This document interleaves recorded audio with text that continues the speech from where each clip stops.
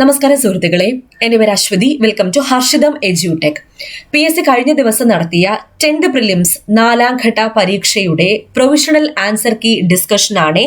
ക്ലാസ്സിലേക്ക് പോകാൻ നമ്മുടെ ടെലഗ്രാം ചാനൽ ജോയിൻ ചെയ്യാത്തവരുണ്ടോ? ഉണ്ടെങ്കിൽ ഫസ്റ്റ് കമന്റ് ഒന്ന് ചെക്ക് ചെയ്തേക്കാം. ലിങ്ക് ഞാൻ പിൻ ചെയ്ത് വെച്ചിട്ടുണ്ട്. അപ്പോൾ ക്വസ്റ്റ്യൻ പേപ്പർ എ കോഡാണ്. ആദ്യത്തെ ചോദ്യം, ഇന്ത്യൻ ഭരണഘടനയുടെ 7ാം പട്ടിക ചുവടെ നൽകിയിട്ടുള്ളവയിൽ ഏതുമായി ബന്ധപ്പെട്ടിരിക്കുന്നു? 7ാം പട്ടിക ഏതുമായി ബന്ധപ്പെട്ടിരിക്കുന്നു? കേന്ദ്ര സർക്കാരിനും സംസ്ഥാന സർക്കാരുകൾക്കുമായി നൽകിയിട്ടുള്ള അധികാര വിഭജനം പരാമർശിക്കുന്നു. ഇന്ത്യൻ ക്രിക്കറ്റ് താരം സച്ചിൻ ടെണ്ടുൽക്കറിന് ലഭ്യമായ അംഗീകാരങ്ങളിൽ ചിലതാണ് താഴെ നൽകിയിരിക്കുന്നത്. ശരിയായവ തിരഞ്ഞെടുക്കുക. കായിക ലോകത്തെ ഓസ്കാർ എന്നറിയപ്പെടുന്ന അംഗീകാരമായ ലോറസ് പുരസ്കാരം നേടിയ ആദ്യ ഇന്ത്യക്കാരൻ. ശരിയാണ്. ഇന്ത്യൻ വ്യോമസേനയുടെ ഓണററി ഗ്രൂപ്പ് ക്യാപ്റ്റൻ പദവി ലഭിച്ച ആദ്യ വ്യക്തി. ശരിയാണ്. രാജ്യസഭയിലേക്ക് ആർട്ടിക്കിൾ 80 പ്രകാരം നാമനിർദ്ദേശം ചെയ്യപ്പെട്ട ആദ്യ മുഴുവൻ സമയ കായിക താരം. ശരിയാണ്. തെരഞ്ഞെടുപ്പ് കമ്മീഷന്റെ നാഷണൽ ഐക്കണായി തെരഞ്ഞെടുക്കപ്പെട്ട ക്രിക്കറ്റ് താരം. ശരിയാണ്. അപ്പോൾ ഈ തന്നിരിക്കുന്നതെല്ലാം ശരിയാണ്. കേരളത്തിലെ ചില പ്രശസ്ത കലാരൂപങ്ങളും അവയുടെ രൂപീകരണത്തിന് നേതൃത്വം നൽകിയവരുടെ പേരുകളുമാണ് ചുവടെ നൽകിയിരിക്കുന്നത്. ശരിയായ ജോഡികൾ കണ്ടെത്തുക. ഇവിടെ ശരിയായിട്ടുള്ള ജോഡികൾ: കേരള നടനം ഗുരു ഗോപിനാഥ്, യക്ഷഗാനം പാർത്ഥി സുബ്ബ എന്ന കലാകാരൻ യക്ഷഗാനവുമായി ബന്ധപ്പെട്ടിരിക്കുന്നു. ചവിട്ട് നാടകം ചിന്നത്തമ്പി പിള്ള, കൂടിയാട്ടം ഗുരുമണി മാധവ ചാക്യാർ. ഓപ്ഷൻ എ ആണ് കറക്റ്റ്. അടുത്ത ചോദ്യം, ലിഗ്നോസാറ്റുമായി ബന്ധപ്പെട്ട ശരിയായ പ്രസ്താവന ഏതാണ്? ലോകത്തിലെ ആദ്യത്തെ തടി കൊണ്ട് നിർമ്മിച്ച ഉപഗ്രഹമാണിത്. ഇന്ത്യയുടെ സാമ്പത്തിക അതിർത്തിയിൽ ഉൾപ്പെടാത്തത് ഓപ്ഷൻ സി ആണ്. ഇന്ത്യക്കകത്തുള്ള മറ്റു രാജ്യത്തിന്റെ എംബസികൾ, ഹൈക്കമ്മീഷനുകൾ. ബാക്കിയെല്ലാം ശരിയാണ്. വ്യോമ അതിർത്തി, ജലാതിർത്തി, മറ്റൊരു രാജ്യത്ത് സ്ഥിതി ചെയ്യുന്ന രാജ്യത്തിന്റെ എംബസികൾ, ഹൈക്കമ്മീഷനുകൾ. കസ്റ്റംസ് നിയന്ത്രണത്തിന് കീഴിലുള്ള ഓഫ് ഷോർ സംരംഭങ്ങൾ നടത്തുന്ന ഫ്രീ സോണുകൾ. ലോക നഗര ദിനത്തിൽ യുനെസ്കോ പുറത്തിറക്കിയ 55 ക്രിയേറ്റീവ് നഗരങ്ങളുടെ പട്ടികയിൽ ഇടം നേടിയതും സാഹിത്യ നഗരം എന്ന പദവി ലഭിച്ചതുമായ കേരളത്തിലെ ആദ്യ നഗരം ഏത്? കോഴിക്കോടാണ്. നമ്മുടെ ഹർഷിതം എജ്യൂടെക് ആപ്പിൽ ഇനി വരുന്ന പരീക്ഷകൾക്കായി നിങ്ങൾക്ക് വേണ്ടി കോഴ്സുകൾ സ്റ്റാർട്ട് ചെയ്തിട്ടുണ്ട്. ഈ വർഷം നടക്കാനിരിക്കുന്ന ഏറ്റവും പ്രധാനപ്പെട്ട പരീക്ഷയായ assistant salesman, fireman, 10th mains മുതലായ പരീക്ഷകൾക്ക് വേണ്ടി ടൈം ടേബിൾ അടിസ്ഥാനത്തിൽ full syllabus coverage, short current affairs, monthly current affairs, PSC previous questions with related facts, ഹർഷിതം സ്പെഷ്യൽ ഷോർട്ട് GK, പഴയ SCERT, പുതിയ SCERT, അതായത് 5, 7, 9 ക്ലാസ്സുകളിലെ പാഠഭാഗങ്ങളിൽ മാറ്റം വന്നിട്ടുണ്ട്. അതുകൂടി ഉൾക്കൊള്ളിച്ചുകൊണ്ടാണ് നമ്മുടെ കോഴ്സുകളെല്ലാം ഞാൻ സെറ്റ് ചെയ്തിരിക്കുന്നത്. അപ്പോൾ ഏത് കോഴ്സ് എടുത്താലും എല്ലാത്തിലും ഈ പുതിയ SCERT നിങ്ങൾക്ക് ലഭ്യമായിരിക്കും. അപ്പോൾ കോഴ്സ് ഫീസ് വളരെ തുച്ഛമായിട്ടുള്ള ഫീസാണ്. ഈ വർഷം നിങ്ങൾ ജോലി നേടിയെടുക്കണം എന്ന ദൃഢനിശ്ചയത്തോടുകൂടി ആപ്പിലേക്ക് കയറി വരിക. നന്നായിട്ട് പഠിക്കുക. ക്ലാസ് കണ്ടിട്ട് എന്ത് ഡൗട്ട് ഉണ്ടെങ്കിലും എന്നോട് ഡയറക്റ്റ്ലി ചോദിക്കാനുള്ള ഓപ്ഷൻ നമ്മുടെ ആപ്പിലുണ്ട്. തുടക്കക്കാർക്ക് പോലും മനസ്സിലാവുന്ന രീതിയിൽ വളരെ ബേസ് ലെവൽ തൊട്ടാണ് ഞാൻ ക്ലാസ്സുകൾ എടുത്തിരിക്കുന്നത്. അപ്പോൾ ഇനി വരാനിരിക്കുന്ന നോട്ടിഫിക്കേഷൻ വരുന്ന പ്രധാനപ്പെട്ട പരീക്ഷ company LGS, village field assistant, Bevco LD, ഈ പരീക്ഷകൾക്ക് വേണ്ടി ഓൾറെഡി തന്നെ നമ്മൾ ബാച്ച് സ്റ്റാർട്ട് ചെയ്തിട്ടുണ്ട്. അഡ്മിഷൻ ഓപ്പൺ ആണ്. നിങ്ങൾ ഇപ്പോൾ കയറിയാൽ പോലും അഡ്മിഷൻ ഓപ്പൺ ആണ്. വളരെ വ്യക്തമായിട്ട് തന്നെ പഠിച്ചു പോകാം. ഒരു ടെൻഷനും വേണ്ട. ജോലി ഉറപ്പിക്കാൻ വേണ്ടിയിട്ട് നമ്മുടെ ഹർഷിതം എജ്യൂടെക് ആപ്പിലേക്ക് ജോയിൻ ചെയ്തോളൂ. ഇപ്പൊ കഴിഞ്ഞ 10th പ്രിലിംസ് ഈ എല്ലാ ഘട്ടങ്ങളുടെയും റിലേറ്റഡ് ഫാക്ട്സ് ഫുള്ളായിട്ട് തന്നെ 100 ചോദ്യങ്ങളുടെയും റിലേറ്റഡ് ഫാക്ട്സ് നമ്മുടെ ആപ്പിൽ ഞാൻ അപ്ലോഡ് ചെയ്തിട്ടുണ്ട്. അതുപോലെ കഴിഞ്ഞ LDC, LGS, അതുപോലെ വേറെയും കുറേ പരീക്ഷകളുടെ റിലേറ്റഡ് ഫാക്ട്സ് ഞാൻ ആപ്പിൽ ഡീറ്റെയിൽ ആയിട്ട് തന്നെ അപ്ലോഡ് ചെയ്തിട്ടുണ്ട്. അതുപോലെ ഇംഗ്ലീഷിന്റെ separate related facts, science, Malayalam എല്ലാത്തിൻ്റെയും റിലേറ്റഡ് ഫാക്ട്സ് നമ്മുടെ ആപ്പിൽ അവൈലബിൾ ആണ്. റിലേറ്റഡ് ഫാക്ട്സ് കണ്ടാൽ തന്നെ ഒരു 50% മാർക്ക് നമുക്ക് അതിൽ നിന്ന് തന്നെ കിട്ടും. ഓക്കെ, അപ്പോൾ ഒരു ടെൻഷനും അടിക്കേണ്ട. ജോലി നിങ്ങൾക്ക് ഉറപ്പിക്കാവുന്നതാണ്. ആപ്പ് ഡൗൺലോഡ് ചെയ്യാനുള്ള ലിങ്ക് ഞാൻ ഡിസ്ക്രിപ്ഷൻ ബോക്സിൽ കൊടുത്തേക്കാം. കൂടാതെ പ്ലേ സ്റ്റോറിൽ ഹർഷിതം എജ്യൂടെക് എന്ന് സെർച്ച് ചെയ്താൽ നമ്മുടെ ആപ്പ് നിങ്ങൾക്ക് കിട്ടുന്നതായിരിക്കും. തിരികെ സ്കൂളിലേക്ക് എന്ന ശാക്തീകരണ ക്യാമ്പയിൻ ഏതുമായി ബന്ധപ്പെട്ടിരിക്കുന്നു? സംസ്ഥാന കുടുംബശ്രീ മിഷൻ പൊതുവിദ്യാഭ്യാസ വകുപ്പിന്റെ സഹകരണത്തോടെ നടപ്പിലാക്കുന്ന അയൽക്കൂട്ട ശാക്തീകരണ യജ്ഞമാണ് തിരികെ സ്കൂളിലേക്ക്. ഗിഗ് പ്ലാറ്റ്ഫോം തൊഴിലാളികളുമായി ബന്ധപ്പെട്ട് നൽകിയിരിക്കുന്ന ഉചിതമായ ആശയങ്ങൾ തിരിച്ചറിയുക. അപ്പോൾ ഇവിടെ നൽകിയിരിക്കുന്നതിൽ താൽക്കാലികവും സമയബന്ധിതവുമായി പൂർത്തിയാക്കേണ്ട തൊഴിലുകളാണിവ. ഒരേ സമയം ഒന്നിലധികം സ്ഥാപനങ്ങളിൽ ജോലി ചെയ്യുവാൻ സാധിക്കുന്നു. ഇത് രണ്ടുമാണ് ശരിയായിട്ടുള്ളത്. രാഷ്ട്രപതി ഭവനിലെ ദർബാർ ഹാളിന്റെ പുതിയ പേര് കറണ്ട് അഫയേഴ്സിൽ പഠിപ്പിച്ചതാണ് ഗണതന്ത്ര മണ്ഡപം. ഗണതന്ത്ര മണ്ഡപം.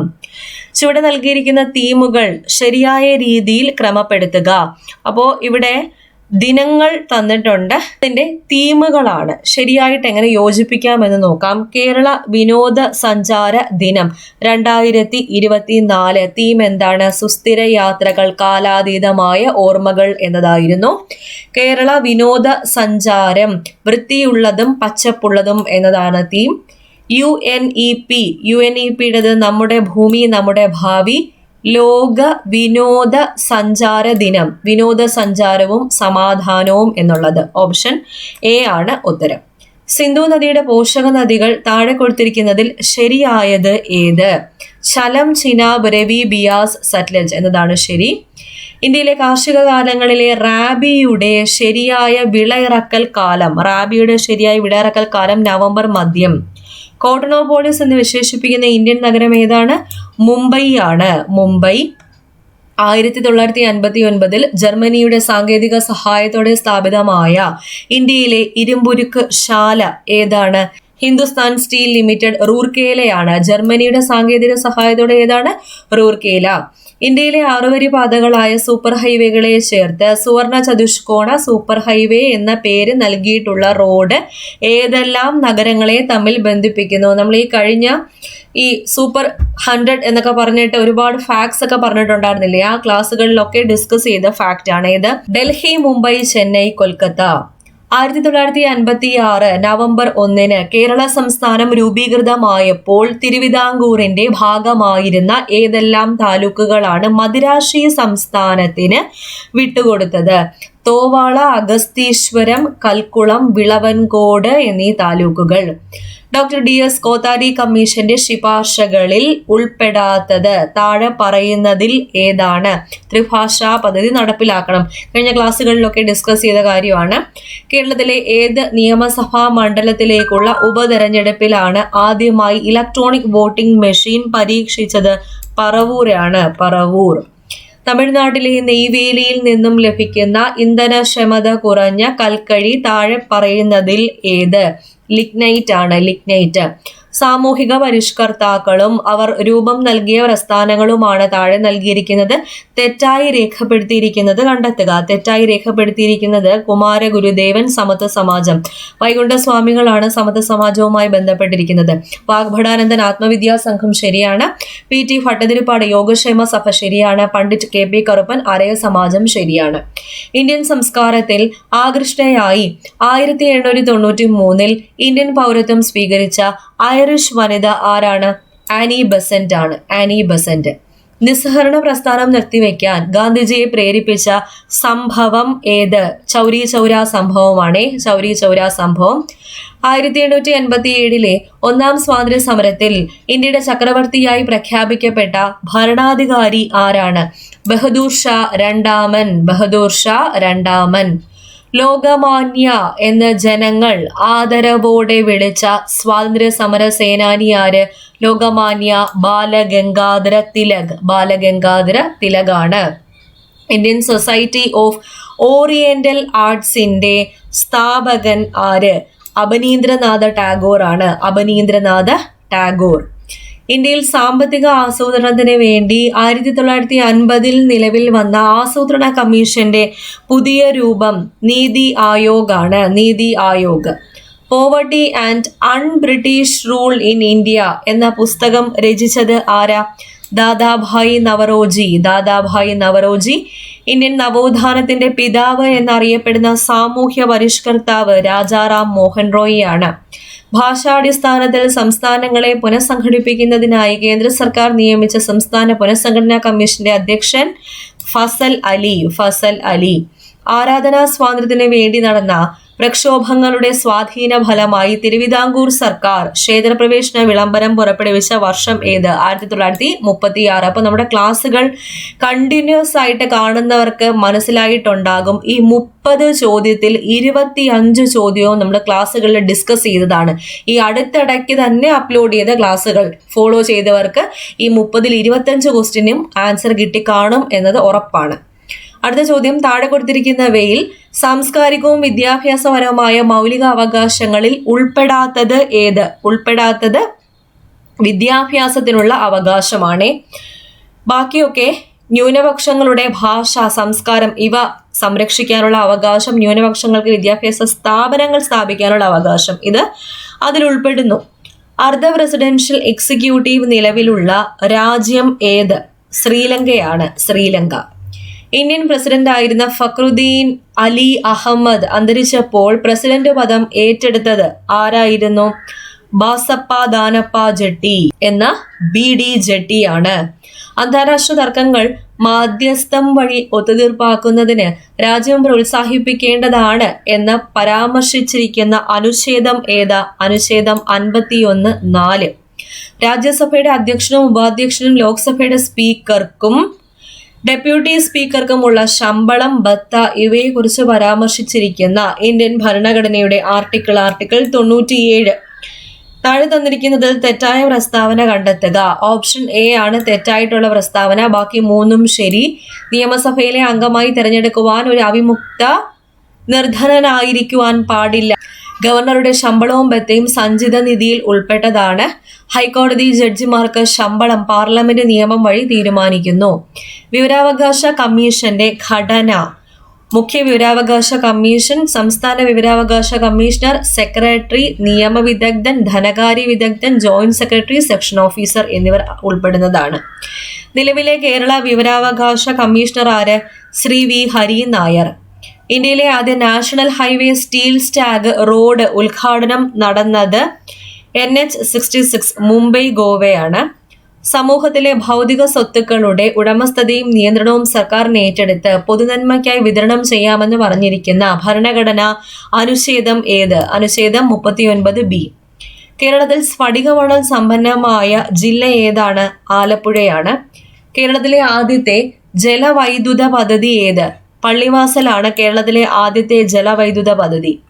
ചെറുതും വലുതുമായ കേരളത്തിലെ കായലുകളുടെ എണ്ണം 34 കായലുകളാണ് കേരളത്തിലുള്ളത്.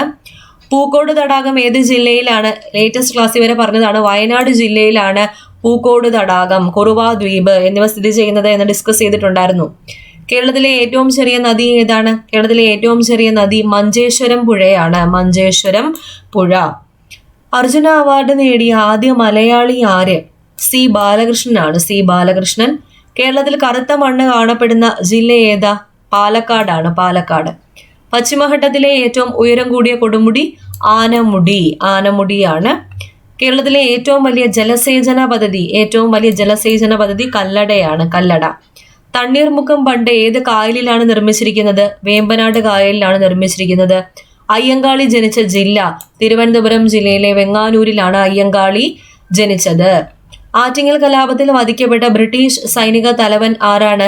ഗിഫോർഡ് ആണ്. ഗിഫോർഡ്. അടുത്ത ചോദ്യം, വാഗൻ ട്രാജഡി നടന്ന വർഷം? ഓപ്ഷനിൽ ശരിയുത്തരം ഇല്ല. ഈ ചോദ്യം PSC ഡിലീറ്റ് ചെയ്യും കേട്ടോ. PSC തന്നിരിക്കുന്നത് 1721 നവംബർ 10 പ്രൊഫഷണൽ ആൻസർ കീയിൽ തന്നിരിക്കുന്നത്. അത് ഡിലീറ്റ് ചെയ്യുവേ.